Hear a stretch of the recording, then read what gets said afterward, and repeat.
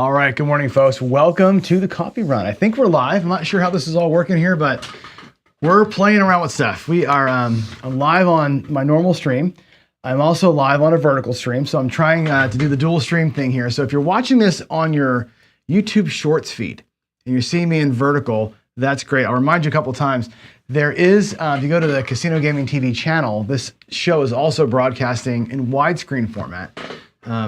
You can watch on your TV or your computer for a little bit more ease. But if you're on your phone, scrolling around, doom scrolling, and you're here, happy to have you. Good morning and welcome to our daily podcast here called The Coffee Run. This is about gambling and making ourselves better gamblers, or so to speak, and at least fronting around talking about it, right? That's the whole point. So let me jump in here. Good morning, by the way, to a couple of people. Skill and Luck, good morning. Thanks for being on our show last night. We'll talk about you in a minute here. That was a great show. I really enjoyed that last night. It was fun. My good friend Ian Olson is here. Ian is a local. I live here in the Seattle area. Ian lives near me, so we play together a lot. He's a good friend of mine. Glad to see you here, pal. Randy Hill is here. Dice Dr. Dan has been playing it on the paycheck. He's up $2,500. Is that going to be on your new improved mob strategy? I'm hoping, right? I will say this.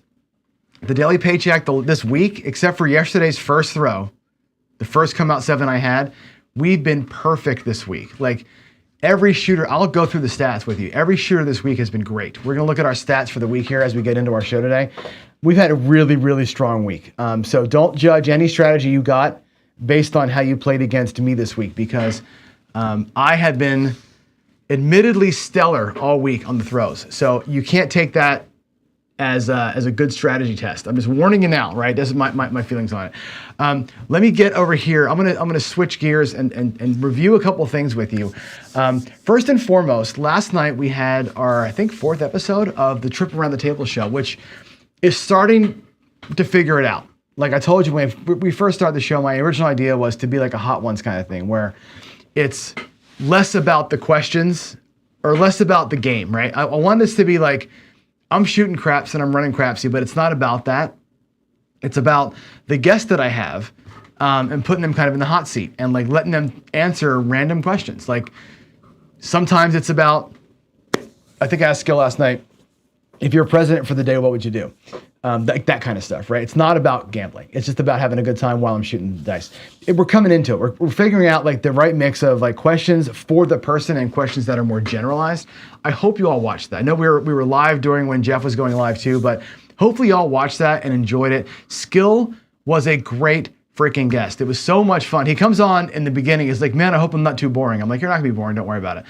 And it ends up, so where else, I said this last night, where else can you talk about in 1 hour? 6 shooters around a table. I had 3 whiskeys as we're going. We talked about flat earth theory. We talked about climate change. We talked about fuel, like renewable energy. We talked about pro wrestling. We talked about truck driving, right? All the things. Like it's a trip around the table. It's like getting to meet a guy and really seeing where they stand. Man, it was fun.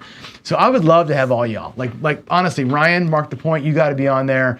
Holy Roller, you got to be on there for sure. Kevin Smith, I know you have a great story, right? I know your story. You got to be on there. You got to be on with me. I mean, what a great tale to tell, right? This is the show that anybody can be a part of. I don't want it to just be me and my YouTube friends. It could be all of us, right? So if you want to be on that show, watch a couple episodes, see how it's evolved. You want to be part of that thing, you let me know. Just you all get a hold of me. You can get a hold of me in Discord or email. If you want to be on it, let's do it. So shorts feed today. I'm going to do a quick check, just a quick spot check, make sure that it is going. It looks like it's still going. I see a one comment from Old Man Earl out there watching us on vertical format, which is super cool. Thanks for being the one guy that's watching that thing. Actually, it's funny. You look at like the stats. I was telling Jeff and the guys, the stats on the shorts feed are crazy. Like the daily paycheck, usually we get 25, 30 people watching that show. And then after the show's aired, maybe 150 people watch it. Maybe 175. Of course, the live, the vertical feed of that show, that thing's getting 40 people to watch it live. So I'm getting 25 on the regular show, 40 people on the vertical feed. It's crazy. Then 700 plus views after the shows are over. It's like, it's 5-6 times what I'm normally seeing traffic-wise. It's going to help us get our subscriber push done. The subscriber push, we're looking to get to 10,000 here. And again, I don't want to be a YouTube whore, as Jeff has called me before. I don't want to be a YouTube whore, but we do need to get to 10,000. This channel has got to get to 10,000 subscribers. We got to get to that. That's the magic number, not because I want to make any money off it. That's the magic number because at 10,000 subscribers, YouTube gifts you or puts you into this program called YouTube Giving, which means super chats can be directed to charity. So I can designate a charity like Vets Moving Forward or whatever I want, and you can in the chat donate right to the charity, and there's no fees. YouTube takes 0 fees off that. No credit card fees, no nothing. It's a direct 100% donation. I want to get to 10K. I want to be there so bad, so we can start having this channel be a driver for donations. So that's the push that we're doing. And I talked to you yesterday. We're working on a proposal with the casino. Still working through it. I should have word in a couple of weeks on that, on how we're doing for the Craps for the Cure. So a recap of the Dallas drawdown. Here it goes. We are up $2,700, which means we can almost withstand 2 losses. I told you this thing has to go 4-1 to make it. We are 5-1, but 2 of our wins have been pretty big. So we've actually gone over our expected. So we're still ahead for this thing, which is great. We won almost $4,000 in those 5 wins, which is awesome. The one loss, of course, is a soul crusher, but we fought back and won. It's doing really good. I'm still not sure about the recovery plan. I'm still not sure if I want to go out there full bore and try it a second time or go out there half size and build slowly. Haven't quite decided yet. Even the idea of going compounded wins, if I'm going to be a complete degenerate about it, that's an idea that we can explore too. So we'll as the month goes on, we may do some different plays, but so far, so good. And in fact, the full daily paycheck roundup, we're doing pretty good. Overall, we're up about 15K, which is nice, starting from 10. I actually did a Red Cross run today as a bonus. The Red Cross is now 18-3. 18-3. That's an unstoppable son of a gun, I'm telling you what. Dallas Drawdown 5-1. So far, so good. We're having fun, and I'm hoping that you're digging that show. And like I said, we'll talk about stats today, and don't take the current run that we're on too seriously. Like, I'm throwing the dice pretty good right now. We're getting lucky right now, and if your strategy's working right now, that's great. But what we're seeing right now is an aberration, not the norm. So just kind of temper some of the expectations there if you can. All right, here we go. Let's talk about gambling. And remind you, especially for our new viewers, what we believe our core principles to be, which is having a set of goals, right? Your goals being the North Star, right? It's what you're shooting for. Your strategy, having a good strategy that accounts for how you win, right? Whatever your bets are at, whatever your levels are, the way you play accounts for how you win, how much you win. But your goal really is determining your kind of your stopping points. Having a good, solid bankroll accounts for your losses. How do you withstand loss? How do you recover from loss? How much money do you have to keep going after a loss? How do you attack it after that happens? Your mindset, right? Being a smart, in the moment person is connecting all that together. Your goals, your strategy, your bankroll. And having discipline is kind of the glue of all of it. Right? It's the execution of making that happen. You've got to be successful by combining all those things, right? Knowledge of the game, theory, logic, the math, understanding variance. All those things combined make you a great gambler.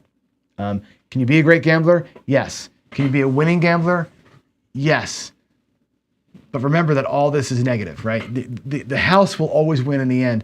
What we're trying to do is give you tools to help you be a winner more often than you're a loser, and to not lose as much as everybody else is. We don't want you giving money away, okay? If you have a problem, seek help, 1-800-GAMBLER or ncpggambling.org. Now, I want to get into today's topic. We're going through this, we're working through a series here.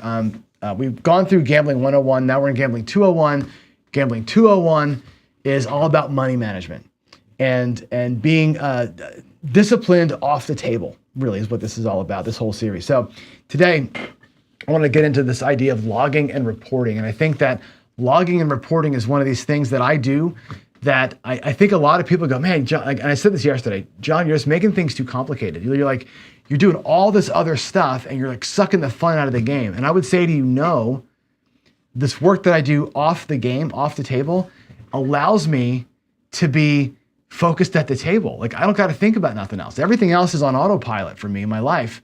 The logging, the reporting, all this stuff just works for me. So I can go to the table and just be like, I don't got to think about anything else. I can be like, enjoy my time because I have nothing else on my mind, right? So here we go, logging and reporting. So I'm gonna actually take this comment off here. Let's see, there we go. All right, so one thing I want you to do is start taking good notes, okay? Why? You're not getting any younger. And I mean that in the nicest possible way. As we age, we forget. And as we forget, we embellish, right? You've all had your grandfather, your great uncles, and all that telling you these fish stories, right?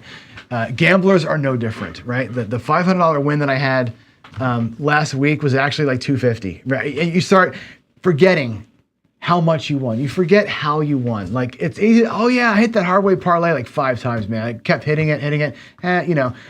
You got to remember that you don't remember. And I think login stuff is important, right? Things to log for me that are important. Where I won and lost. So I track which casinos I was at when things happened. I track what I won and lost, the dollar amounts that I won and lost at each session. And I track how I won and lost, what strategy I used, and maybe some notes about what went on that day at the table, okay? Things like the rolls that I experienced, if there was a big roll, short roll, if there was some crazy sequence of outcomes. For example, I like to track on roulette and on baccarat the numbers of streaks that I see. Craps not so much, but on other games where they are very streaky and you do have to bet the variant to win, I like to know in my baccarat session how many times did player win twice in a row, 3 times in a row, 4 times in a row, 5 times or more. Those things are important to me. How many times did I see the 2, 3, 4, or 5 plus streaks on either side? It gives you a sense, A, of how often that really happens, because the 5 streak doesn't happen that often. But it gives you a sense of like how often you can expect to get the 2, 3, 4 in a row in a random average session, and how many times you saw it when you're there. That's an important thing to know, because if you're going to do a streak betting type of system, playing a streaky kind of game, you want to know what you've seen and what you can expect. Why is that all important? Is it relevant? Yeah. And I say this a lot when I talk to people about their jobs. I work as an instructor, and we talk about the soft skills that you have and what you bring to a job interview. And a lot of times they'll ask you these questions, these behavioral questions in a job interview. Tell me about a time when you were asked to lead. Tell me about a time when a project went south and you had to step up. Those kind of things, right? Why do they ask those questions? Because the best indicator of future performance is your past behavior as a human.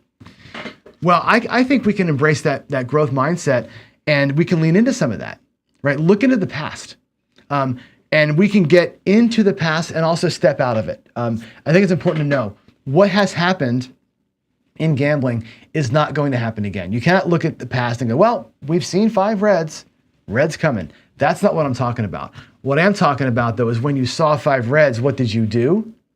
And plan for the next time 5 reds happens to you. That's what I say is important, to look back at the past. Know what happened, know what you did, and you can evaluate yourself and say, well, I didn't do it the greatest, right? My strategy that I played over the course of time is winning 60%, not 70%. Well, maybe I should change my strategy, right? Over the course of time, I'm winning 10% every single time, right? Something that I log actually is goal was 20%, 110. Goal was 30%, 120. And I want to see how often I can win lower percentages versus what I was trying for. That helps me adjust my win goals, actually. Is my win goal too impossible? Am I setting a 50% win goal and never hitting it? Like, that's good to know, right? You might be getting 40%, which is great, and you're walking out of the casino normally saying, hey, I won 40%, booyah. What you're not logging is that I was shooting for 50 and only got 40. That means you got to adjust your plane, right? That's the past tells me. If my win goals and loss limits, if they're out of whack. You can learn from your past what's been bleeding you. I'm playing the ATS, I'm playing the fire bet, and I'm just giving up. Fire bet, $5. I've never hit a fire bet in my life. I've played it a lot. I've hit a 4-point fire bet, gotten paid on a 4-point fire bet probably 10 times. I've never hit a 5. I've never seen a 6. I know people have. To me, that fire bet, I might as well just walk in the casino and hand them $50 and say, look, I was going to play that on 10 shooters, but it ain't going to hit. So here's the $50. Literally, it's a bleed. You learn that when you log it. When you put it in a log file, I tried the fire bet 5 times and got 0 out of it. That's where you learn what these things do. Looking at roll histories, your frequencies, your come out 7 percentages, looking at streak frequencies, those sort of things I think really help you become a more informed gambler. Now again, you can't know that a streak is coming, but you can know in the middle of a streak, am I playing what I'm seeing right now correctly, right? If this streak continues, based on how I played them in the old days, right, in my previous sessions, am I going to catch it correctly, right? That's a thing you want to answer. Close that door. All right, so what can you adjust? Well, what can you analyze? You can analyze, what could I change next time? What betting patterns can I lean into? What tweaks are out there that I can jump into, right? Pressing patterns could be different. What's obvious to me? Things are going to stand out to you when you look at your old statistics. And you've got plenty of tools to do this with, right? If you're a craps player, you can use WinCraps. You can use Bone Tracker. Bone Tracker is a Excel spreadsheet that you can grab from the Axis Power Craps. I think it's axispowercraps.com or axiscraps.com. It's Steve Heavy Haltham. It costs you $12 to join their team. Get the app. It's great. There's many roll trackers out there. I've written one that I will show you. Craps Nation has written a roll tracker that they will show you. Both are free. Just use them. You can use ChatGPT for some basic analysis. It's not great, but it does an okay job of it. It's getting better over time, so give it 6 months, it'll improve. We can, of course, use Excel or Google spreadsheets also. Those are great ways to just track massive amounts of data. I'm going to jump in here quick and show you our CGTV session logger and our roll tracker and give you a sense of some of the tools that I've built for you that you can use that I've been using that really, I think, help me out a lot. So let me jump in over here and switch the screen and give you a look at a couple of tools. Let's see here. This is the session logger. Now this is a tool. I'm going to try and zoom in a little bit here. I don't want to zoom in too terrible much, but it'll start making it a little ugly. But if you take a look here, what I do, I track a number of things. One is you can put in your starting bankroll. Our starting bankroll for the daily paycheck was $10,000. Our win goal was 100 grand. I can say that if I'm buying in for about 20% of what my current bankroll is, which is if I reload the screen here, I got to reload it. It's $25,000, right? We started with 10 grand, we have 25,000 in the bank, right? If I buy in for about 20% of that, and I'm trying to win about 20%, this tells me I'm going to hit my goal in 35 sessions. This tells me like the information that I need. By logging my progress, I get this kind of result. It tells me where I'm at. Now, on the progress side, I track everything.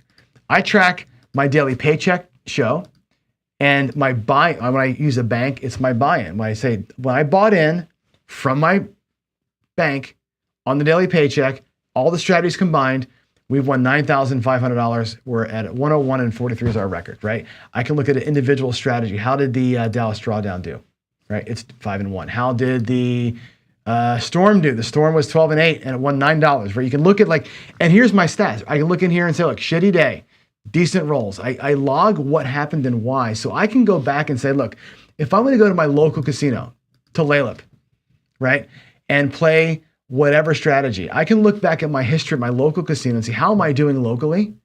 What have I played? Right? The one day that I threw 7 5-1-6s in a row, right? There's an outlier in there somewhere. I like to log where we are and go back and look and say, look, at this casino, at this thing, with this strategy, how did I do? If I take a look at all the sources that I use for the ATS, for example, the ATS, I burned $327 playing the ATS. Right? I track that stuff because I want to know where's my money going, right? This tells me don't play it until I get better at it, right? This kind of tool, logging your sessions, knowing what worked and what didn't work holistically is a huge help to go back and see which strategies I think are worth playing. I think it's an amazing thing, right? The other one I've got here is this, and I'll pull up the daily paycheck stats because it's interesting, but you've got, by the way, in your tools area, if you log into this website, you have a tool that is your craps roll tracker, which this is my personal one. I cleared out a lot, so nothing really is in here. There's a few shooters in this thing, but really what I can do is I'll show you the daily paycheck one. Let's go to the daily paycheck. which is here. And let's see, we'll say okay to that. This thing logs every shooter separately, right? So I can look at my totality of rolls, right? I've thrown 6,200 rolls. Let's zoom in here, let's make it a little bit more meaningful. I've thrown 6,200 rolls, right? My SRR is a little bit less than 6. My SOR, 8.35, which is a garbage stat. My BSR is good, 5.46. I mean, 5 box numbers per shooter. My roll quality, a good roll quality on my metric is about a 30. So I'm a little bit above on roll quality. This gives me all the metrics I could ever want. You know, how many box numbers per shooter am I averaging, right? Like I'm getting, you know, no box hits almost 20% of the time, right? You can kind of track through how you're looking in terms of your expected. Here's getting just 4s and 10s. 50% of the time I get 0 4s and 10s, right? Like you're saying, how long are my hands on average? This is a great little tool, but more importantly, the globals are fine. But look at this. I can go back and say, here's today. Today we had, this is yesterday. That was today we had 2 shooters, right? Shooter 1 today. Here's my first shooter, right? We had 14 rolls, 26 score on the roll. We had 4 8s, which was nice. Too many horn numbers in here. And you can see we start with a point of 5, horn, before I got my 2 hits to make my paycheck, right? Horn number, a couple of 8s in a row, which is nice. Horn number set the point, and then a little PSO at the end there. That's one shooter. I can go back, oh, how'd the next guy do? My next shot was even better. We had 17 rolls, made a bunch of money.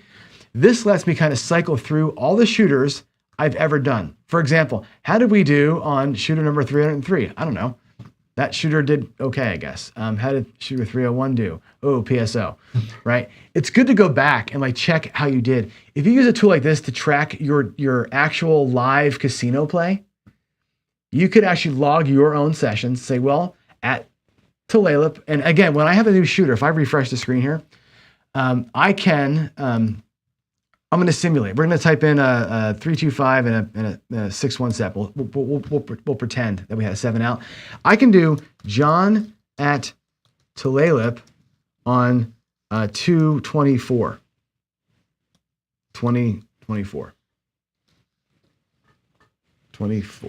And make that my shooter name, right? Now I can actually log how I did at this table on that day. This tool lets me name my shots, right? So I can look at how I did on certain days. Good tool, right?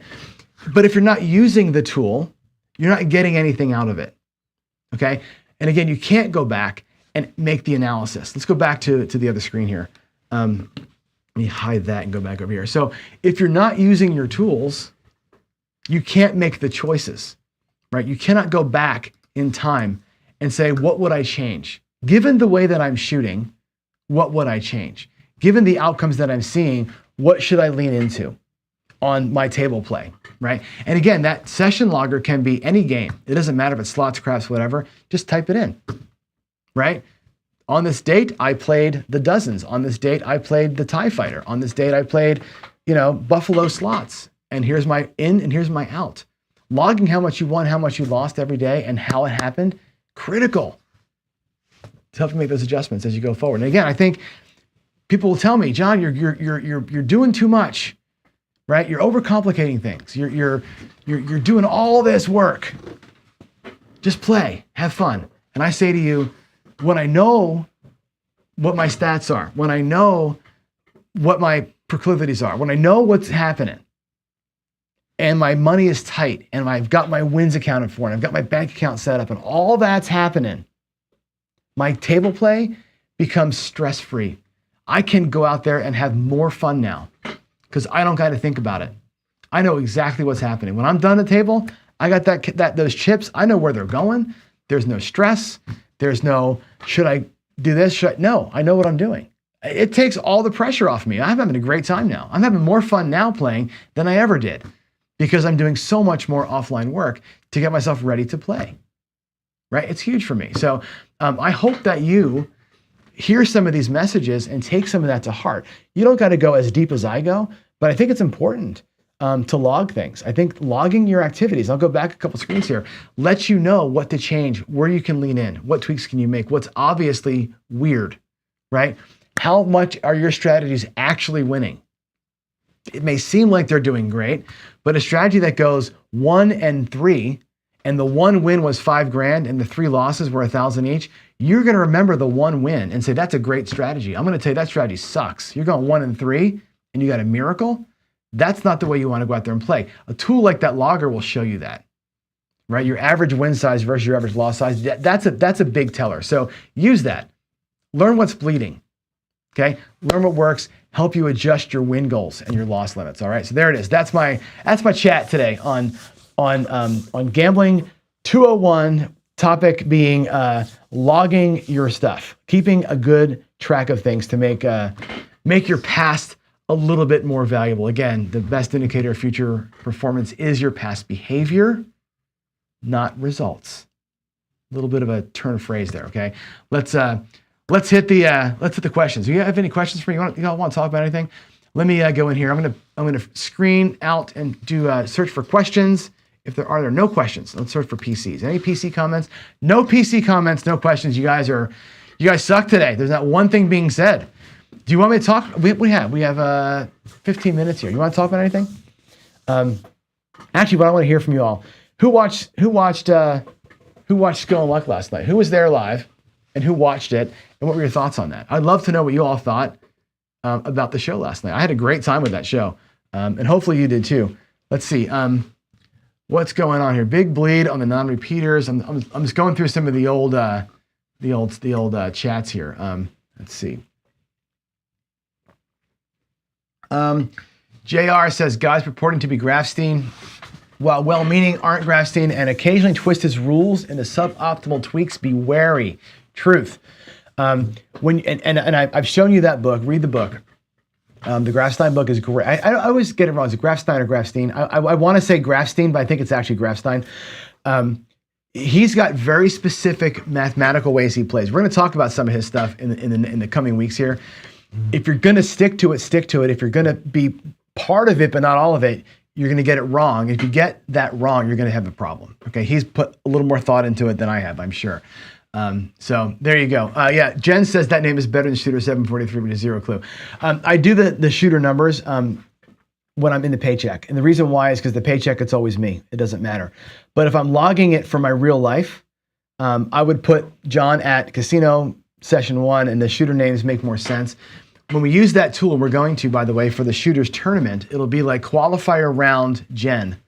And that way you'll know who did what. We can compare people in that thing too. So we'll get all the stats for all the people in there. Let's see. Skill says we need an accountant for the setup. Once you get used to it, it's not that bad. Once you're on the rhythm of like, hey, go back from the casino, take my notepad or my phone, I come back here and I transpose it to the thing. It takes me 5 minutes. But that 5 minutes is 5 minutes very well spent, I think. So, yeah. AZ, why not just play the red cross at the big boy level instead of the drawdown? Less money at risk, more hits needed. That's the only thing. It's more hits needed. It's the drawdown takes 2 hits to profit. The big boy red cross takes 5 hits to profit. That's the only reason why it's not being played. I could easily switch either way, right? I could easily go. I wanted to put the Dallas drawdown up for a month and compare it to the red cross because right now. The 3 things I'm considering, Red Cross is the leader in the clubhouse, for sure. The Dallas Drawdown right now is running a hot second. I think if I go full right side and do tier pressure into Philly Special, like the way that I play the real tables, this is what I do all the time. That strategy, I think, will also be very competitive with the Baccarat line added to it. That'll be super competitive, especially at the black chip level. That'll be next month. Next month, I'm going to play right side, tier pressure, Philly Special out of the gate. And we're going to run that. And that's going to have a different rhythm to it for sure. Those will be my 3 that I think are going to be the ones that win on the regular. Potentially some horsemen. We'll see. But yeah, you're right. It's all about bigger risk, 2 hits, smaller risk, more hits. I'm always wrestling with that stuff. And AZ, you bring up the best point ever with this, right?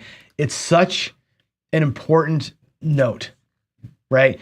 Do you want to be out there for less time, more money, but less time and a smaller requirement to win, right? That's why we're 5-1.